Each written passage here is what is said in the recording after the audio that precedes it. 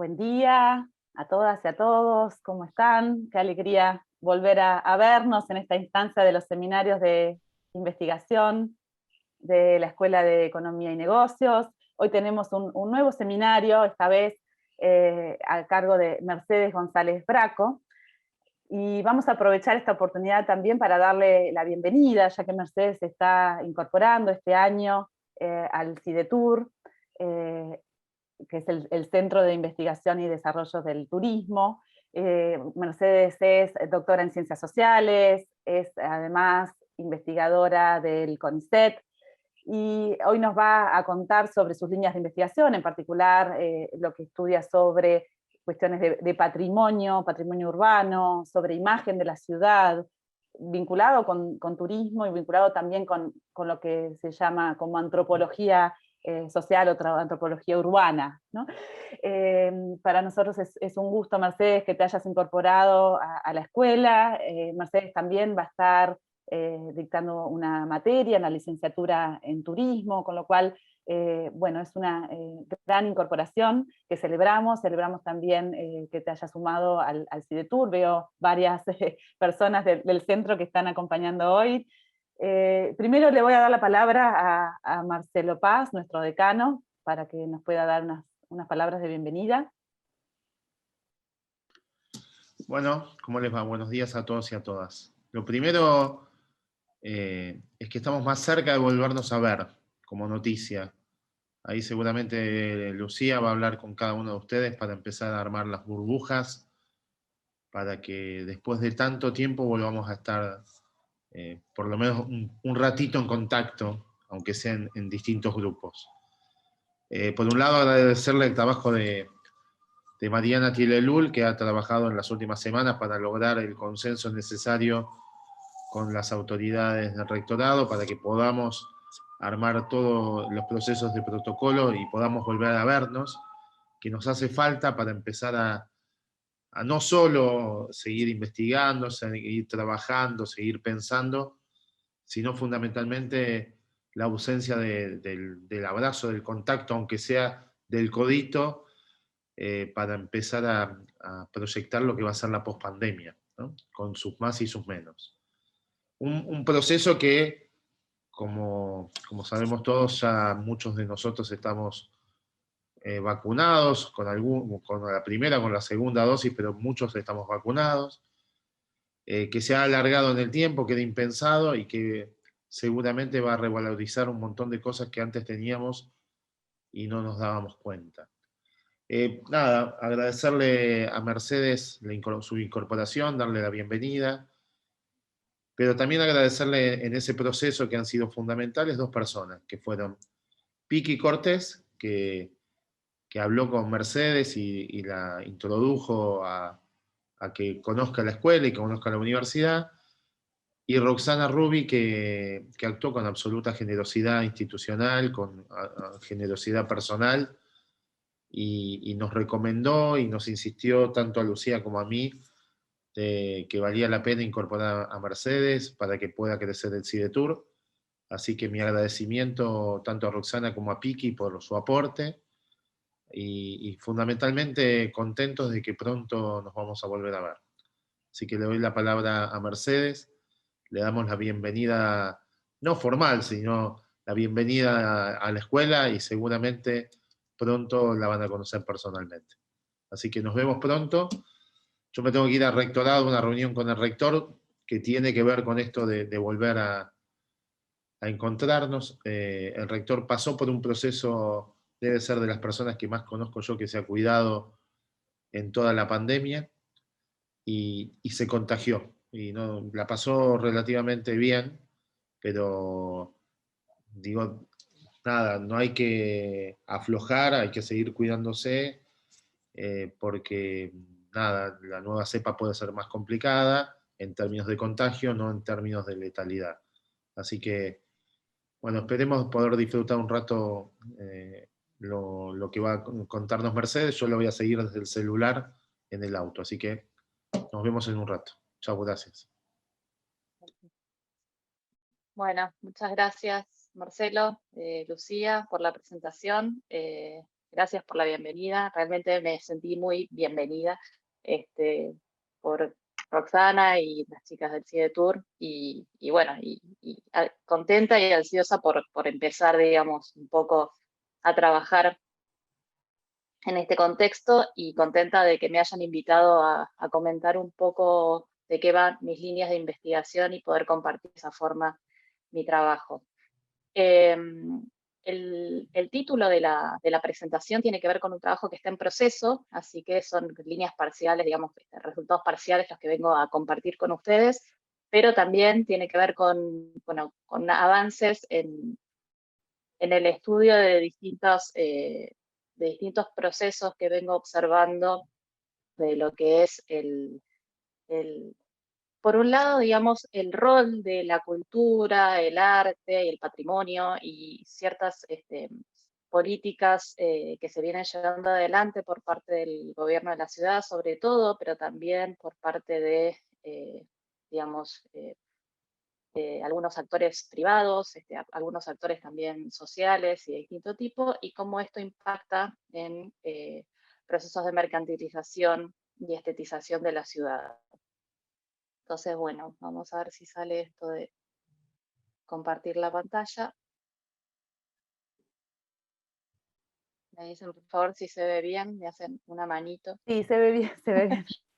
Ah, bien. Bueno, entonces, como les comentaba, un poco esta presentación que les vengo a compartir hoy surge de este estudio entre los vínculos, ¿no?, de la cultura urbana y los distintos modos que adopta la mercantilización en las ciudades contemporáneas, en este caso en la ciudad de Buenos Aires. Antes de arrancar con estos resultados parciales que les venía comentando, los quisiera introducir mínimamente en el contexto de lo que es el arte urbano para aquellos que no conocen el desarrollo, digamos, de este fenómeno, y tiene, por un lado, algunos elementos de recorrido internacional, como por ejemplo el muralismo mexicano de los años 30, por ejemplo, Orozco, ¿no?, Siqueiros, que vino a Buenos Aires en los años 30, y ahí, bueno, hay una incidencia muy importante en cierto tipo de muralismo hoy en la ciudad de Buenos Aires y en el país, tradición de muralismo latinoamericano.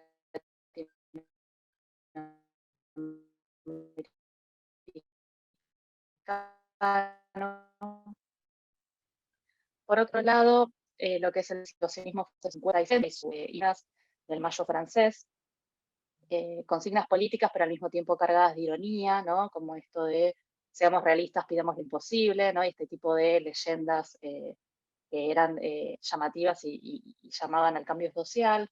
Por otro lado, el graffiti, desarrollado sobre todo en la ciudad de Nueva York en los años 70 y 80, que en este caso tiene más que ver con una cuestión vinculada, digamos, al anonimato, al vandalismo, y era esta situación de estas tribus urbanas, sobre todo de jóvenes negros o latinos que se encontraban, digamos, en los extractos sociales bajos, en barrios casi guetizados, y en donde esta posibilidad de como presentarse a sí mismos a través del graffiti era una forma de visibilizarse en un momento en el cual eran muy invisibilizados y, bueno, perseguidos por la policía, etcétera. Entonces, bueno, a partir de estas expresiones que tenían que ver, bueno, un poco con eh, una dignificación de ellos mismos y de las tribus urbanas a las que pertenecían, al mismo tiempo también se daba una cuestión de desafío, ¿no?, y muestra de valor frente a las distintas tribus,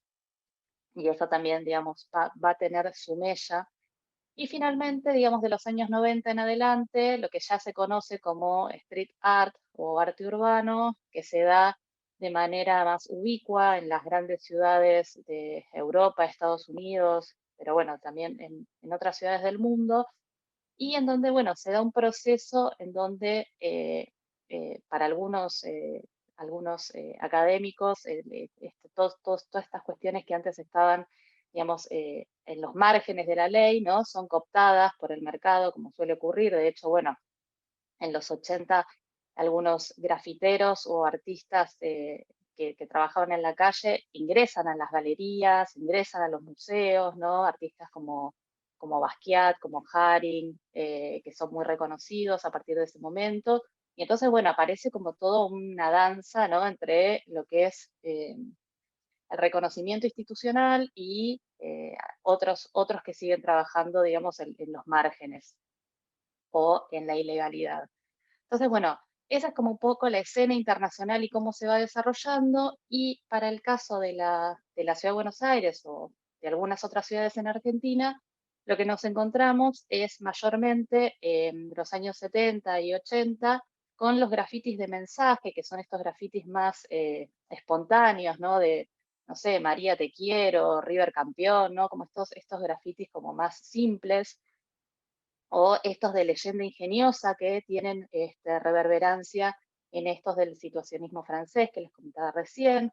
Claramente, bueno, todo atravesado por las pintadas políticas que podemos ver todo el tiempo en cualquier paredón que encontremos, tanto en la ciudad como en las autopistas, como bueno, en cualquier tipo de lugar.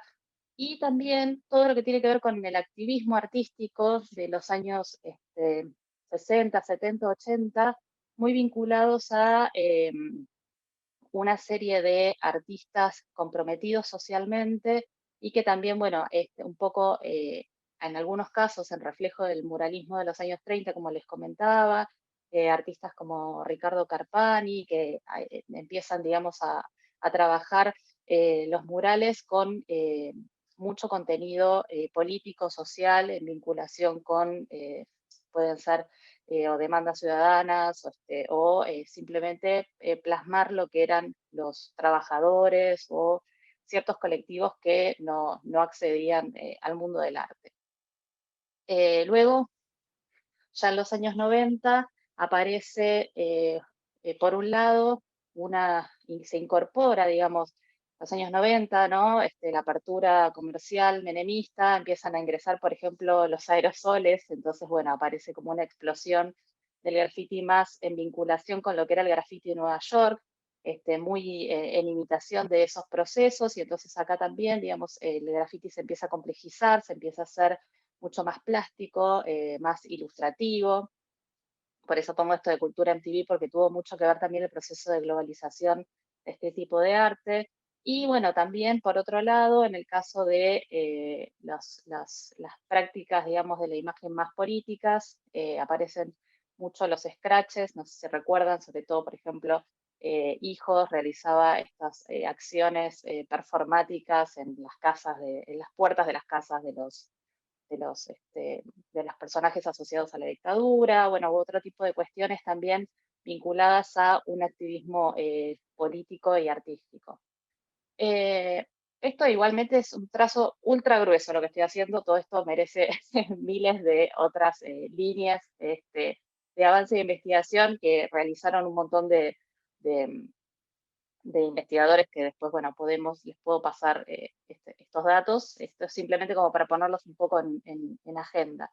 Bueno, y finalmente esto del post-graffiti y el street art, así como les mencionaba, en la escena internacional que empieza a aparecer, también empieza a aparecer en Buenos Aires, sobre todo a partir del año 2000 en adelante, cuando muchos artistas empiezan a pintar en la calle de manera individual o colectiva, y esto, digamos, empieza a llamar la atención y empieza, digamos, también a generar otras cuestiones vinculadas a procesos de, por ejemplo, festivalización, si me permiten el neologismo, en donde, bueno, tanto los gobiernos como municipales, provinciales o desde empresas privadas empiezan a promocionar estos grandes encuentros de música, murales, ¿no? Como encuentros de juventud, de este tipo de manifestaciones.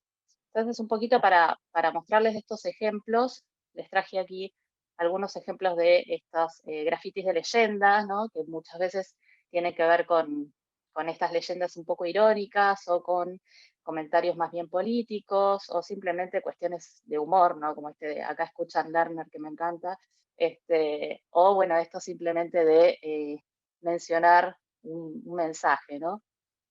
Después esto que les comentaba del graffiti más estilo Nueva York, que también, digamos, se empieza a ver mucho, no sé, en las explanadas de los trenes, ¿no? En zonas que son consideradas como medio de todos, medio de nadie, ¿no? Ubicuamente empiezan a aparecer.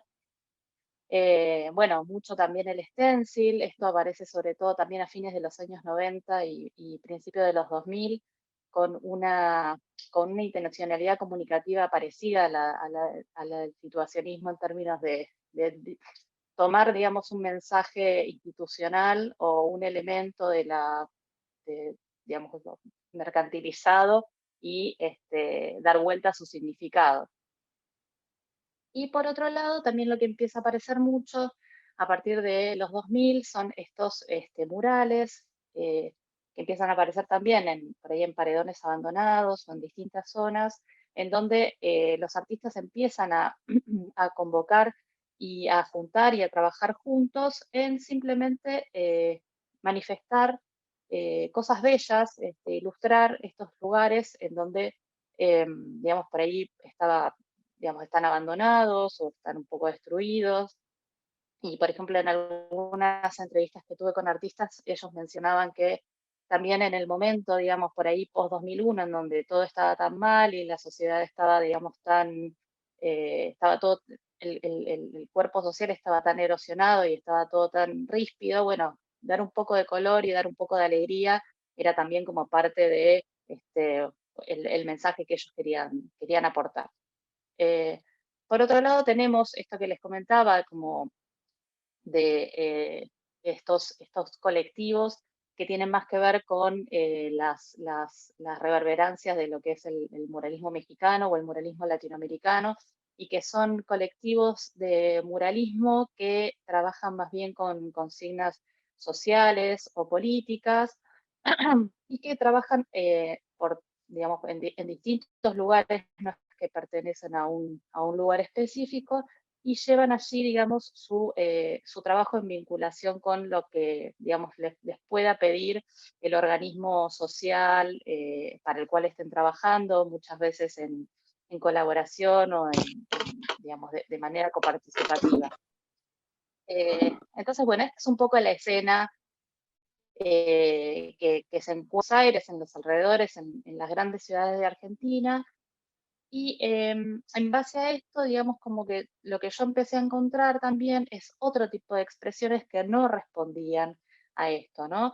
Si bien, digamos, frente a los artistas, digamos, individuales que expresan su arte, a los artistas comprometidos, ¿no? Que expresan también este tipo de cuestiones más vinculadas con digamos, de expresiones sociales, políticas, bueno, de memoria respecto a la dictadura o de mensajes respecto a el trabajo, la necesidad de determinados derechos, aparecen, digamos, por otro lado, como otros fenómenos que como que van erosionando este tipo de expresión como más individual de los artistas o de los colectivos, y que es este proceso de festivalización que les comentaba anteriormente, que en el caso de la Ciudad de Buenos Aires tuvo como su mayor expresión en lo que se conoció como el Color BA, que es el Festival de Arte Urbano que organizó la Ciudad de Buenos Aires en varias ediciones, muchas de las cuales se desarrollaron en La Boca. Acá tengo unos pequeños videitos de la edición de 2016. Allí se puede ver, participaron un montón de artistas reconocidos, se hizo a través de una productora y se hizo en los alrededores de la Usina del Arte, queriendo como levantar esa zona que se consideraba abandonada y degradada. Acá también otro pequeño video que muestra cómo, digamos, la gente se acerca, se saca fotos, ¿no? Digamos, la idea como de llenar de color y de vida un lugar que se considera que no lo tiene.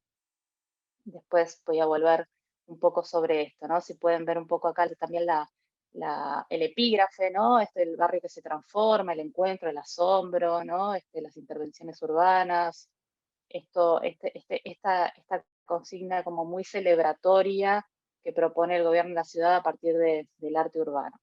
Entonces, bueno, como les decía, esta es un poco la escena. Y, digamos, yo observo que empieza a aparecer también, digamos, en el contexto de esta escena, que no respondía a ninguno de estas, ni a los artistas, ni a los, ni a los, ni al festival, ni nada, es como una especie de rispidez en donde, por un lado, digamos, el arte urbano se considera vandalismo, y por otro lado el arte urbano se considera, digamos, como la nueva gran cosa, ¿no? Y entonces de repente aparecen esto, visitas guiadas por los murales, el gobierno de la ciudad mandando a pintar murales, los artistas callejeros reconocidos, y ahora, bueno, les hacen entrevistas, etcétera, y pero al mismo tiempo, digamos, este ejemplo que les pongo acá de los titulares de los diarios van como en esa idea, ¿no? Por un lado, bueno, ¿qué pasa? Grafiteros legales, y por otro lado,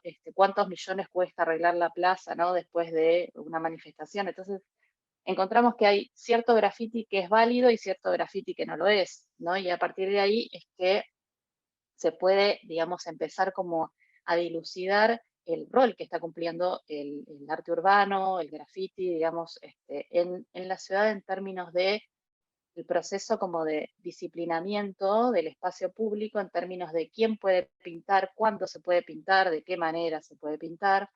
Y este ejemplo que me parece maravilloso, que es, de un lado tenemos una estación de subte que está pintada, digamos, con este graffiti estilo Nueva York que les mostraba antes, y en donde el epígrafe de la foto, no sé si lo llegan a leer, pero dice: en los tímpanos, los artistas urbanos realizaron murales con técnicas propias del arte callejero, como los tags, stencil y character art. El arte urbano callejero acapara paredes, transgrede sus propios límites, va desde la calle a galerías y museos y atraviesa nuestra contemporaneidad hacia el colectivo imaginario. Estas obras en el subte nos animan a pensar una ciudad que se renueva día a día. Estos artistas fueron contratados para hacer este arte en la estación de subte, y esto fue recogido además en un libro que realizó digamos, la empresa del subte, que se llama Arte en el Subte. Esto es 2017. Pero en 2019 nos encontramos que los grafiteros vandalizaron el tren, y si vemos, digamos, los grafitis son claramente muy parecidos, pero en un lugar, ¿no? Cuando son convocados y son para adornar las estaciones, son considerados arte, pero del otro lado, que vemos que se encuentran los vagones del subte grafiteados, bueno, en este caso es vandalismo, son perseguidos, son condenados a prisión, etc. Entonces, bueno, ahí aparece un poco la idea de pensar de que depende mucho esto, ¿no? ¿Quién propone, quién hace, de qué manera y cómo esto que, digamos, surgió en los márgenes se busca, digamos, domesticar para que resulte, digamos, un atractivo más cuidado, promocionado y de alguna forma mercantilizado. Al mismo tiempo, digamos, se encuentra también otra expresión del arte urbano que es muy interesante y que está alejada de todos estos otros conflictos, pero que al mismo tiempo se ve atravesada por ellos, ¿no? Y es que más allá de encontrar estos artistas individuales o los colectivos de muralismo político o los festivales, nos encontramos también colectivos barriales que trabajan a partir de estas prácticas de la imagen, diría una colega, con, digamos, otro tipo de intencionalidad y otro tipo de, bueno, muchas veces también técnicas y otro tipo, digamos, como de intencionalidad en términos de que estos murales van a representar la identidad barrial. Entonces, frente a lo que encontramos de los artistas urbanos, propio de, digamos, de esta lógica de los festivales o propia de la lógica del artista trabajando, digamos, por su intencionalidad propia, que es esta ubicuidad de los murales que pueden estar en cualquier lugar, este preciosismo estético o también la promoción y la legalidad vinculada al circuito de festivales, el resultado en términos de que la obra, digamos, terminada es lo que va a terminar, digamos, también siendo replicado, por ejemplo, en las redes sociales y haciendo que el artista se transforme, digamos, sea reconocido y eso también reditúe para su fama. Y la autoría individual, bueno, dentro de lo que es esto del muralismo barrial, encuentro como todas estas otras cosas que pongo del otro lado de las flechas, ¿no? Bueno, una muy importante referencialidad con el territorio y referencialidad con las identidades propias de los barrios, un proceso autogestivo que tiene que ver con que eso lo transforma en legítimo y le da identidad, la importancia del proceso y no del resultado en términos de que elegir en la pared, encontrarse con el vecino, que el vecino después salga y tome mate en la vereda mientras estamos pintando el mural, que pase el otro vecino y también se quede y nos trae sanguchitos y nos deja pasar al baño, ¿no? Todo un folclore que se da alrededor del armado de ese mural, y también la autoría comunitaria frente a la autoría individual, en donde muchas veces los murales o no están firmados o están firmados por este colectivo barrial. Y bueno, dentro de estos ejemplos que estoy encontrando de barrial en Buenos Aires, que algunos son más incipientes, pero otros tienen ya más de 10 años, por ejemplo, están lo que es el mural como celebración de la identidad barrial. Y en ese caso, digamos, aparece muy, muy importantemente en los barrios que tienen, por ejemplo, canchas de fútbol, digamos que en su perímetro tienen una cancha de fútbol, y entonces, bueno, la identidad barrial tiene mucho que ver con la identidad futbolística del barrio, y esto se da, por ejemplo, en Parque Patricios con Huracán, en donde uno de los murales, por ejemplo, invita a los vecinos del barrio a hacer su propio globito, ¿no? Entonces ahí ven todos los globitos que fueron haciendo los distintos vecinos que participaron, o un mural que es mucho más largo, que hice un recorte nada más, pero que, digamos, recoge como los hitos del barrio, en donde está la cancha de Huracán, pero también el empedrado, las ranitas, porque a Parque Patricios se lo conocía como el barrio de las ranas, el Bernasconi, el Parque de los Patricios, bueno, toda una serie de íconos barriales que son reconocidos y reconocibles para los vecinos del barrio. Otro ejemplo es el barrio de Boedo, que también tiene dos conjuntos de muralistas muy importantes, que uno es Boedo Pinta y el otro es el Grupo Artístico Boedo, en donde también, bueno, desde el nombre mismo de estos colectivos, digamos, el arraigo con el barrio y la identidad barrial son muy importantes, y la mayoría de los murales que realizan en el barrio tienen que ver por ejemplo, Boedo pinta hace mucho el escudo del barrio y en general suele pintar con los colores de San Lorenzo. El grupo artístico Boedo también tiene un mayor preciosismo técnico, pero también, digamos, hace un montón de murales respecto a la historia de San Lorenzo, a la historia del barrio y a la historia también de algunos personajes icónicos del barrio vinculados con el tango, con la literatura, etcétera.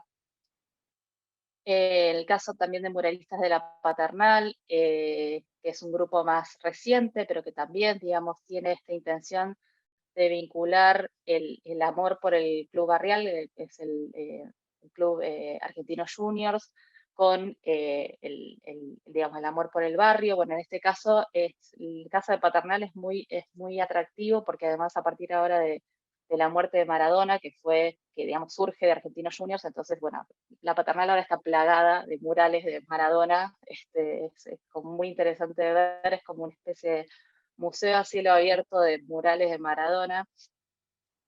Y después, bueno, también hay otras intenciones vinculadas con el muralismo barrial, que no necesariamente tienen que ver con la celebración del barrio, sino, a lo que se suma, digamos, no es que eso no esté presente, eso está presente, pero también aparecen, digamos, otras intencionalidades vinculadas a como levantar el perfil del barrio, sobre todo cuando se trata de espacios que se encuentran, digamos, abandonados de la mirada del Estado o estigmatizados. En los casos anteriores que les comentaba de Boedo, Parque Patricios, Paternal, si bien, por ejemplo, en el caso de Parque Patricios hay zonas que sí, que durante mucho tiempo fueron abandonadas, estigmatizadas a partir del desarrollo del distrito tecnológico, digamos que el ojo del Estado está muy puesto en ese barrio, y entonces, digamos, como que hay un montón de desarrollo comercial, inmobiliario, y que de hecho, bueno, esto también está siendo otro eje de conflicto. Pero bueno, en el caso, por ejemplo, de este proyecto que se llama Solar Cultura, que se realizó en los últimos años en la zona, digamos, sur-sur, lo que se conoce como Barracas al Fondo, que es tipo Barracas casi tocando el riachuelo, que es una zona sobre todo de muchos galpones, bueno, de casas bajas, pero bastante como marginal, desconocida, anónima. Y ahí, bueno, esta empresa, Suler, que es una empresa que trabaja en medios de elevación y que había sido conectada por el gobierno de la ciudad para participar de uno de estos festivales de murales que les comentaba anteriormente, que se llama Meeting of Styles, terminó, digamos, discrepando con la producción de ese festival y, digamos, se separa, pero queda en contacto con un artista con el cual, digamos, se asocia, y a partir de este artista que hace una curaduría invitando a otros artistas,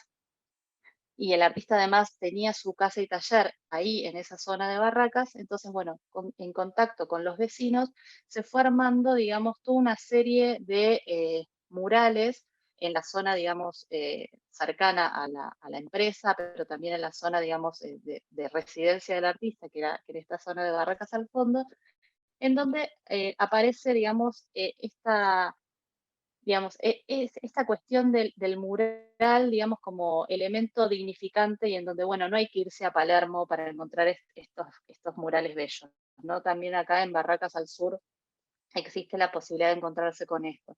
Y de hecho, los vecinos involucrados, bueno, se hizo un libro también respecto a la experiencia, donde escribieron también un grupo de antropólogas que comentaban precisamente cómo los vecinos si bien en un primer momento estaban como medio reticentes porque no entendían mucho la propuesta, después pasaron como a formar parte de una especie de lista de espera imaginaria que no existía, pero los vecinos sentían que estaban como en una lista de espera esperando que a ellos también les tocara esos murales que embellecieran sus frentes y sus espacios y su barrio. Y eso generó como también como una nueva apropiación del barrio y un nuevo sentimiento de dignificación de ese espacio. Algo parecido nos encontramos en la isla Maciel, en donde a raíz de un proyecto de un profesor de arte, se empezó este proyecto que se llama Pintó la Isla, en donde también, digamos, son invitados un montón de artistas que este profesor fue contactando para que pintara junto con sus alumnos, o para que los alumnos también conocieran distintos tipos de manifestaciones artísticas en mural. Y hoy por hoy la isla Maciel está totalmente llenísima, tiene como más de 300 murales, como parte, digamos, de este proyecto de empezar como a mirar el propio espacio de otra manera. Entonces, para lo que también cuando tuve la entrevista con este profesor de arte, él me comentaba que por un lado tiene que ver con que las propias personas que viven allí en Isla Maciel empiezan a ver su barrio de otra manera, y por otro lado también las personas que no viven en Isla Maciel puedan ir a conocer ese espacio atraídas, por ejemplo, por el arte urbano, ¿no? Isla Maciel además tiene un proyecto que es más digamos, que se complementa con otros dos, que es de turismo comunitario y un museo comunitario, y trabajan, digamos, en conjunto con esta motivación de, digamos, quitarle el estigma al barrio. Bueno, y por último, encontré como otros elementos vinculados a los murales barriales, en el caso de lo que parecía como una amenaza al barrio. No sé si recuerdan, bueno, cuando les mostré algunas diapositivas antes respecto del festival Color BA que realizó el gobierno de la ciudad alrededor de la Usina del Arte, y cómo el gobierno de la ciudad está poniendo el ojo, digamos, en la boca, digamos, tratando como de reconvertir ese espacio, y las miradas sobre ese espacio que por un lado, digamos, aparece vinculado al pintoresquismo, digamos, de Caminito, pero por otro lado también aparece vinculado a ciertas narrativas de degradación, de peligrosidad, etcétera, que es lo que el gobierno busca reconvertir con este festival. Pero bueno, al mismo tiempo, si hay un barrio artístico es el de La Boca, ¿no? Con una gran tradición de artistas plásticos y de mucho compromiso social y digamos, mucha acción comunitaria. Entonces, a partir de que se empiezan a desarrollar estos festivales, digamos, que al mismo tiempo que se desarrollan esos festivales, La Boca viene sufriendo un proceso fuertísimo de desalojos y de reconversión por algo que se viene, digamos, trabajando eh, a- desde privados y desde el gobierno de la ciudad en términos de, digamos, reconversión del barrio. Entonces, bueno, lo que aparece en este caso es, digamos, un modo de enfrentamiento con este proyecto del gobierno de la ciudad a partir como de un contrafestival. Entonces, en este contrafestival que organizó esta multisectorial que se llama La Boca Resiste y Propone, ellos también hicieron, digamos, convocaron a un montón de colectivos de muralismo más vinculados con esto que yo les mostraba antes de muralismo político, muralismo social, para reflejar en las paredes del barrio, digamos, todas las problemáticas que tiene el barrio, ¿no? Entonces, problemáticas, por ejemplo, habitacionales, problemáticas de violencia institucional, problemáticas de los incendios y también reconocimiento de la historia barrial, ¿no? Que es precisamente lo que ellos no veían en el festival que, digamos, ex profeso, digamos, había decidido que los murales que ellos hicieran en el festival tenían que tener como una temática más liviana, digamos, no política, etc. Entonces aparece también, digamos, en este caso, un muralismo barrial que, digamos, se contrapone a este otro, digamos, a este otro muralismo que tiene este otro tipo de no solo estética, sino también intención política, económica, etc. Y un segundo caso es el de, nuevamente, Boedo, perdón, pero es mi barrio, entonces es del que tengo más acceso. En el caso de Boedo, también, digamos, a raíz de un vínculo del gobierno de la ciudad con un conjunto de artistas que tienen un proyecto que se llama Proyecto Persiana, que ellos pintan las persianas en los distintos barrios de la ciudad, armaron en la avenida Boedo, digamos que tiene un pequeño, digamos, centro comercial vinculado a la marroquinería, con lo cual hay un montón de persianas comerciales. Estas persianas pintadas con los colores de San Lorenzo y vinculadas a la supuesta identidad de Boedo, por ejemplo, este stencil de Cátulo Castillo o La pareja bailando tango. Y estas persianas aparecieron totalmente grafiteadas al poco tiempo, anónimamente, pero bueno, con una clara alusión a que no cualquiera puede pintar, no puede venir uno de afuera a pintar el barrio, ¿no? Entonces, bueno, esto para pintar Boedo hay que dar la vida por Boedo, Giles acá pinta el barrio, no lucre, hay otro que ponía marketineros fuera de mi barrio, ¿no? Esta idea de que los de afuera vienen solo con una intención, digamos, ilustrativa o de embellecer, pero que no tienen que ver con la identidad del barrio. Entonces, bueno, ahí me parecía como también como súper interesante pensar que este graffiti no era simplemente un graffiti de, digamos, de rayar o de tapar o de poner una firma, como suelen estar, digamos, vandalizados los murales, sino que este graffiti tenía que ver con un mensaje, en donde, digamos, es casi más importante el graffiti que el mural que está abajo, porque tiene que ver precisamente con la posibilidad y la denuncia acerca de el respeto por la identidad barrial. Entonces, bueno, un poco para ir finalizando, simplemente presentar estos otros usos del mural que me parecían interesantes en el caso del muralismo barrial y también pensar cómo, digamos, este muralismo barrial, por un lado, busca representar esta identidad propia de lo micro local, pero que también está de alguna forma dialogando y en conflicto con estas otras cuestiones más macro, como puede ser el mural utilizado como, ¿no?, forma de domesticación del espacio público, disciplinamiento, y en donde, bueno, no todo el mundo puede pintar en cualquier lugar, y entonces ahí también aparecen como las distintas tensiones en donde es posible pensar bueno, algo por ahí tan efímero como puede ser un mural, porque digamos, no, un mural hoy se pinta y mañana se tapa, pero igualmente digamos cuál es el rol que tiene en los procesos más permanentes de configuración de la ciudad. Bueno, espero no haberme pasado mucho con el tiempo y muchas gracias. Muchísimas gracias, Mercedes, realmente un placer escucharte, súper interesante tu presentación, el tema en el que nos fuiste llevando, fuimos paseando por distintos barrios de la ciudad, y súper complejo, ¿no? Lo que mostrás, esas tensiones que hay desde el arte urbano más espontáneo, autogestionado, de denuncia o de simplemente expresión artística, hasta un arte urbano gestionado por el Estado, ¿no? Y dónde está lo legal y lo ilegal. Me pareció súper interesante ese título de un diario que decía, bueno, grafiteros legales, estaba entre comillas, ¿no? Bueno, hay algunos que son legales y otros que no. ¿Quién decide quién puede ¿no? hacer un mural y quién no? Súper interesante y rico para discutir este tema.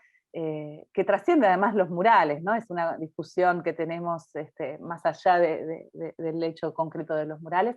No sé si tenemos preguntas, quién quiere intervenir o hacerle una devolución a Mercedes, qué les nació a partir de esta exposición, quien quiera intervenir, simplemente abre el micrófono y los escuchamos. Buenas, ¿cómo andan? ¿Cómo estás, Mica? Adelante. Bien, todo bien. Bueno, antes que nada me encanta el tema. He hecho circuitos de murales, me encantan. Y también hoy es el Día de la Cultura Nacional, así que viene muy bien esta investigación. Mi consulta era acerca de, si bien no tenemos una cuenta de turismo, que esto esté contabilizado a través de, no sé si se me escucha bien porque dice que tengo internet inestable, si hay alguna forma de contabilizar el impacto que tiene a través de lo que le puede llegar a aportar al turismo, ¿no? ¿Se entiende la pregunta a lo que va? Tal vez dentro de la cuenta satélite de cultura o alguna forma, si existe, si estás al tanto o si se podría. En realidad contabilizar es como un poco difícil por esto que les decía, que es como muy inestable, esto de que aparecen y desaparecen murales todo el tiempo, eso por un lado. Existen, obviamente, circuitos turísticos de murales que organiza el gobierno de la ciudad y que organizan colectivos privados. Hay una empresa que se llama Graffiti Mundo, que es bastante reconocida y que organiza circuitos de murales hace muchos años. Pero la verdad es que no, en términos turísticos no está tan explotado. Pero al mismo tiempo como que el circuito es como, no sé si es como medio reticente a la cuestión turística, por esto que venía comentando. En realidad no es que todo el muralismo, digamos, la vinculación con el turismo estaría más dada por el muralismo de festivales y como les mostré, digamos, en Buenos Aires no es lo único ni lo que prevalece el muralismo de festivales. Entonces ahí como que podría aparecer como algún tipo de tensión en términos de, bueno, ¿qué turismo o para qué?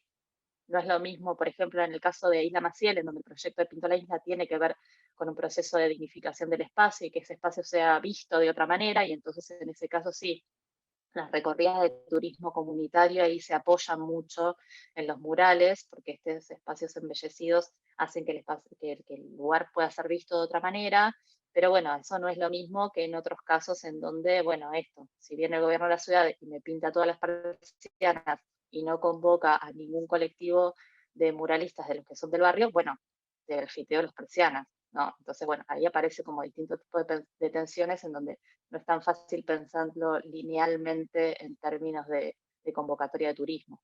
Digamos, ¿turismo para qué? ¿Para qué tipo de murales? ¿Qué es lo que se va a contar acerca de eso?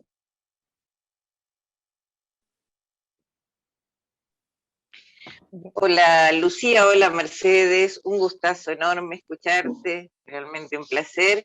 Y mi consulta tiene que ver con retomando un poquito la primera parte, donde vos haces la presentación contextual de los movimientos artísticos, si de alguna manera observás que en esta dicotomía que hay entre el mural oficial o estatal y el mural de la resistencia, por ponerle un nombre ahora y que sea fácil de entender, predomina una estética relacionada con esos movimientos que presentaste en el primer contexto, o hay algunos otros lineamientos de otros movimientos artísticos o de otro momento o de otra línea estética, o se concentra específicamente en esos.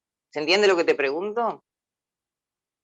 Más o menos, te responde y si no me repreguntás. Pero por Dale. un lado, digamos, lo que presenté como más muralismo político, social, tienen como una línea estética marcada, lo que se conoce como muralismo latinoamericano, que es la línea de Carpani, por ejemplo, que son bastante fáciles de reconocer. Pero por Sí. otro lado, también hay otros colectivos que trabajan, por ejemplo, mucho con stencil o con paste up, que es cuando se realizan figuras en un papel y luego se pegan mensajes como muy revulsivos o, digamos, como les mostré yo en los stencils también que les mostré al principio, y que no necesariamente, digamos, responden a una estética, digamos, de mural, pero que en términos de contenido o de mensaje, digamos, también pueden pensarse como bien, bien, digamos, contradictorios con lo que propone el muralismo oficial o, bueno, o el arte urbano oficial. Entonces, como que me parece que la estética sí puede pensarse en estética, pero como que no es la estética la línea, digamos, que lleva el mensaje, como que puede estar a través, digo, pensemos en un caso internacional más conocido, el de Banksy, que también trabaja mucho con stencil, eh, y bueno, y ahí ese corre por otro lugar, y entonces, bueno, como que también me parece que la estética está al servicio de, digamos, del mensaje en esos casos. Claro, a eso apuntaba la pregunta, porque si bien pareciera que hay una línea que se reproduce contextualmente, lo que observaba en todos los ejemplos que vos mostrás, específicamente esa idea, ¿no? Que el mensaje está por sobre la estética, o que eso se va viendo en la medida que evoluciona el proceso, respecto de cómo arranca a cómo se manifiesta hoy, y esa un poco en ese sentido la pregunta. Muchas gracias. Una consulta. Sí, además, Sí, en tenemos algunos casos perdón, a Telma y hay... a Camila. perdón, No, por perdón. favor, Mercedes, responde y después te va a hacer una pregunta Ah, a Telma y después ya a Camila. vale. No, lo que te quería comentar simplemente era que también depende muchas veces si se trata de colectivos digamos, que continúan en el tiempo, o a veces son manifestaciones abocadas a un momento, lugar, digamos. Yo también saqué un montón de fotos, por ejemplo, de las manifestaciones de las mujeres en todos los momentos en donde se votaba, ¿no? Por ejemplo, la ley del aborto en senadores, en diputados, ¿no? Y que había, digamos, una toma total de la zona del Congreso, y ahí aparecían muchísimas piezas de arte urbano efímeras, y que no tenían que ver a veces con colectivos armados permanentemente, sino que simplemente eran piezas para ese momento, que tenían un montón de fuerza comunicativa, pero a veces simplemente era un papelito pegado en la pared con un mensaje o con una foto o con un dibujo. Entonces, como que bueno, eso, como que es súper diverso. Sí, Telma, perdón.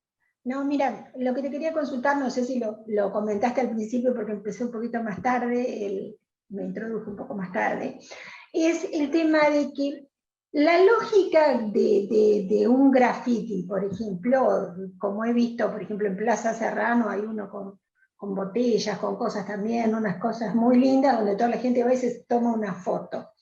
¿Cómo arrancaría? ¿Con un permiso o se toma directamente un mural, una calle? ¿Cómo sería la lógica? ¿Tenés idea o...? La lógica es muy diversa. Hay lugares, esto, que son, digamos, de todos y de nadie, que pueden Sí. ser paredones abandonados o el costado del tren o una plaza, y esos lugares generalmente, digamos, la gente va y pinta. Otros lugares, por ejemplo, los ejemplos que estaba comentando yo después del muralismo barrial, en ese caso son dialogados con el frentista.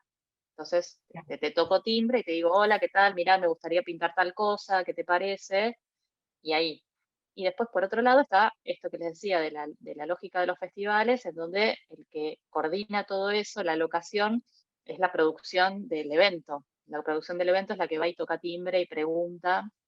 Digamos, en ningún momento te va a aparecer un mural en general, ¿no? En tu casa, sin que te hayan pedido permiso, porque además vos ahí tenés la posibilidad de llamar al gobierno de la ciudad, a la brigada antigraffiti, que también me olvidé de comentar, pero que existe, y que viene y te blanquea al frente. Entonces, si vos Perfecto. querés, si no te gustó, o esto, simplemente te rayaron la pared con un graffiti de Sí. firma, podés llamar a la brigada antigraffiti a que te blanqueen la pared.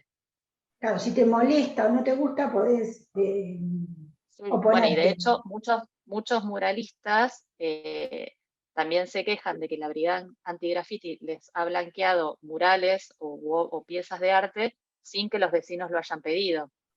Y ahí eso también habla de esto que les mencionaba antes acerca del disciplinamiento del espacio urbano. Bueno, ¿cuáles son los mensajes que pueden permanecer en la pared y cuáles no? ¿Cuáles hay que borrar? Perfecto. Gracias. Muchas gracias. Interesantísimo. Sí, sin duda. Camila.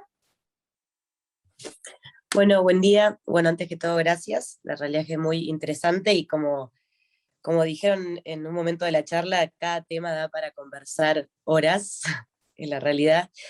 Tengo varias preguntas, pero bueno, no, hago una que me interesa.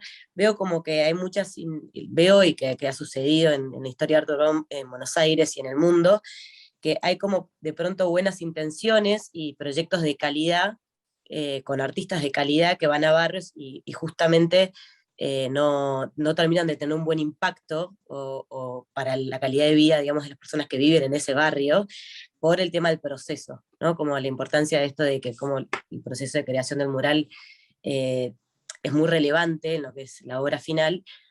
Incluso pienso que por ahí la misma obra con un proceso distinto puede llegar a ser como digamos, un caso exitoso y el otro no. Y en ese sentido, no sé si es parte de tu investigación, pero saber si hay mecanismos así como de participación ciudadana o mecanismos, no sé, de validación del barrio o, no sé, métodos para tratar de evitar ese tipo de fallas, ya sea festivales o impulso de murales desde el gobierno o desde privados, como buenas prácticas para que haya habido en el mundo o en Buenos Aires o lo que sea, para tratar no sé, promocionarlas y evitar que sucedan ese tipo de cosas. En realidad, como esto que les decía al principio, las experiencias son tan diversas, no es lo mismo esto, el colectivo barrial, que el artista que pinta solo, que el festival, que el colectivo político.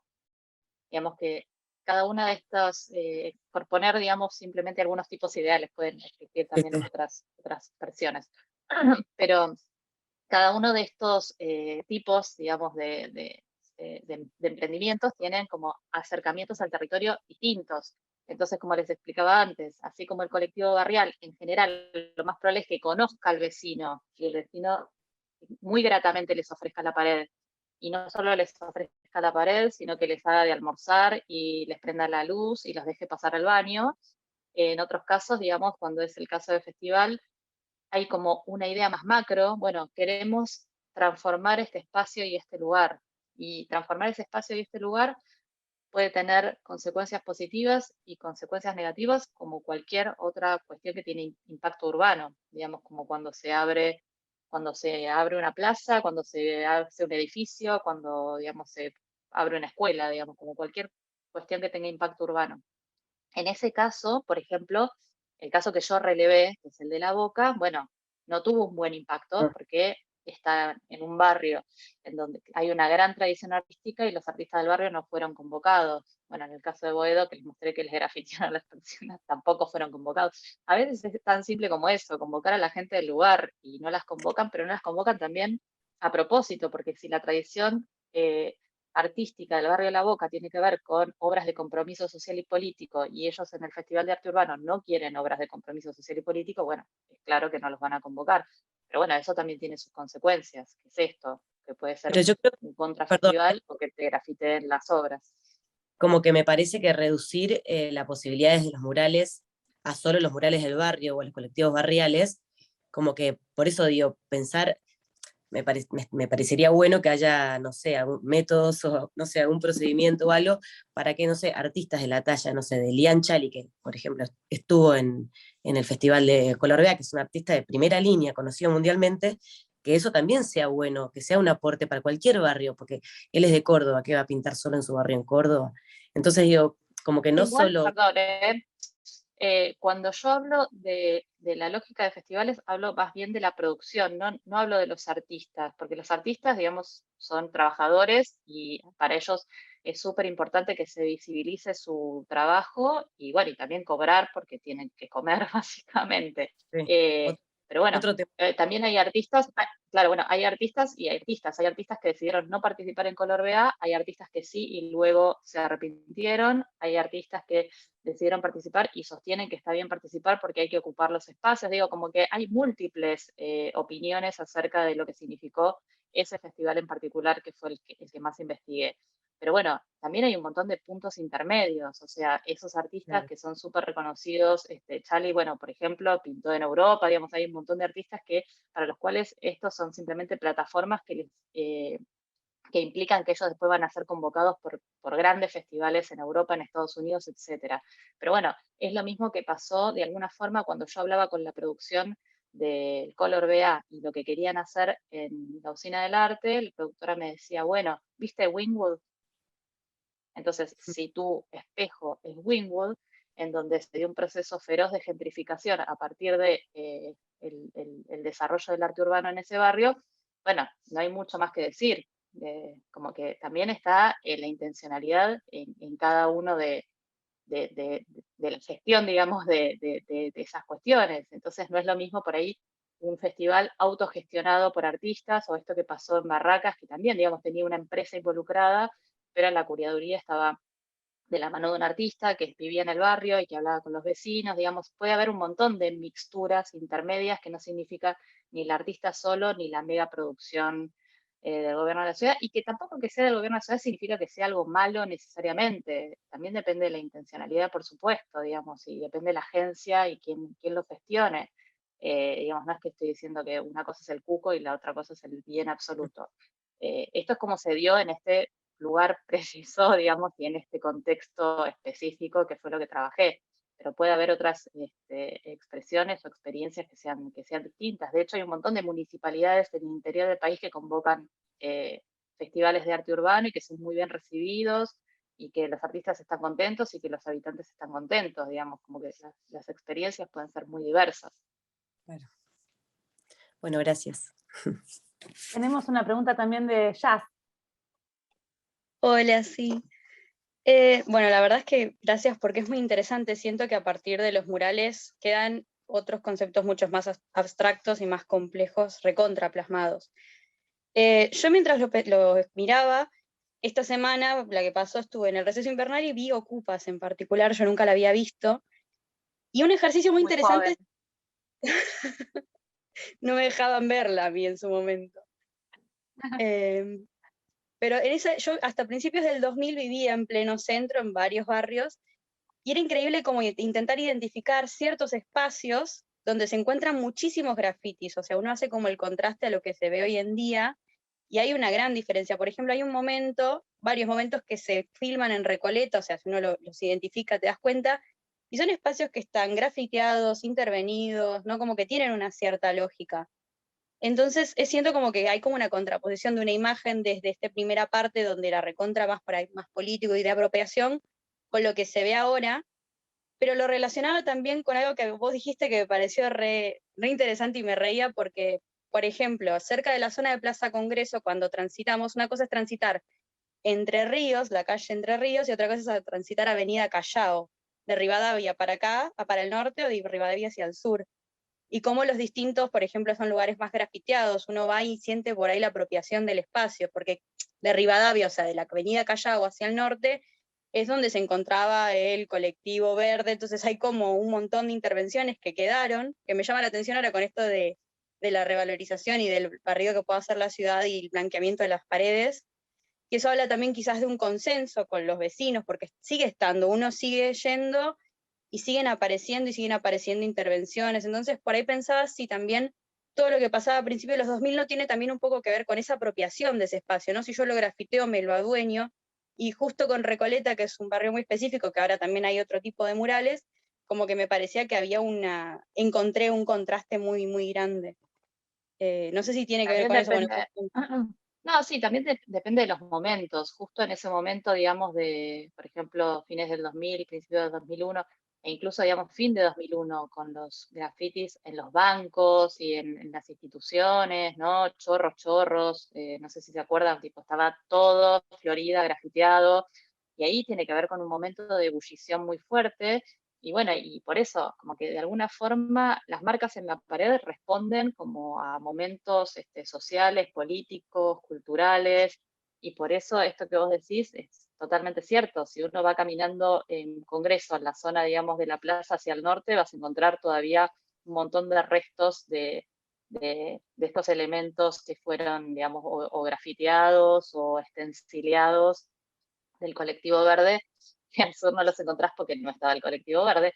Pero bueno, eso, ¿qué pasa con eso? Esas son marcas urbanas que vale la pena conservar, ¿no? Digamos, como que también es interesante pensarlo. Yo estuve siguiendo varias intervenciones que se realizaban. Hay un grupo que se llama Restauradoras con Glitter, que son mexicanas, y que ellas trabajaban a raíz de las grandes manifestaciones que hubo en México y los grafitis en los monumentos. Y yo pensaba, por ejemplo, en el caso nuestro, el monumento de Roca, que siempre está grafiteado, ¿no? Y con las bombas de color rojo, indicando, bueno, la matanza, la conquista del desierto, entre comillas. Entonces, bueno, ¿qué pasa con esas expresiones? ¿Son válidas, no son válidas? ¿Son grafitis, son vandalismo, no lo son? También es como para pensar eso de, bueno, qué es lo que, digamos, qué es lo que hay que conservar y qué es lo que no, y quién lo decide. Y bueno, y entonces el graffiti, que para uno puede ser esto, un vandalismo, para otra persona puede ser, nada, esto, una marca de identidad, de reconocimiento en un contexto en el cual nadie más me reconoce. Entonces, bueno, es una forma de decir, acá estoy. Hay que ver eso, digamos, que quién decide. Claro. ¿Quién decide? Gran tema. Bueno, ya estamos llegando a la hora que nos habíamos propuesto. Siempre tenemos una hora para estos seminarios. No sé si hay alguien más que quiera hacer algún aporte o intervención. Si no, vamos a cerrar por aquí, si les parece. Y de nuevo, Mercedes, te damos la bienvenida a la escuela. Es realmente una alegría tenerte con nosotros. Y bueno, ya nos vamos a reencontrar de manera presencial, primero en burbujas, pero después, bueno, se supone que vamos a poder ir encontrándonos todas y todos. Así que, bueno, muchas gracias a todos los que han participado hoy. Muy interesante el tema que nos trajiste, Mercedes. Y nos vemos ya en el próximo seminario. Va a ser el 31 de agosto. Vamos a cambiar, no va a ser un jueves, sino un martes. Y ya después, enseguidita, tenemos la CIDI, que estamos preparando con varios paneles. Por supuesto que hay uno sobre turismo, que ya está organizado por Roxana. Y bueno, los paneles en general de todo el resto de las líneas de investigación que tenemos en la escuela. Va a ser en la semana del 6 al 10 de septiembre. Va a haber varios videos también que se están preparando, así que bueno, estamos con eso entre manos. Gracias desde ya a todas y todos los que están participando en la organización. Y bueno, nos veremos entonces primero en el seminario del 31 de agosto y luego durante toda la CIDI, que la vamos a hacer virtual una vez más. Dado que, bueno, el año pasado la virtualidad creo que jugó a favor, pudimos tener invitadas e invitados internacionales, mucha afluencia de público virtual, así que bueno, lo haremos también con esa modalidad. Bueno, muchas gracias, espero que terminen bien el día de hoy, y gracias Mercedes, un placer escucharte. A ustedes por invitarme, y bueno, seguimos en contacto. Así es, Chau, gracias, hasta luego. bueno, chao, chao, gracias.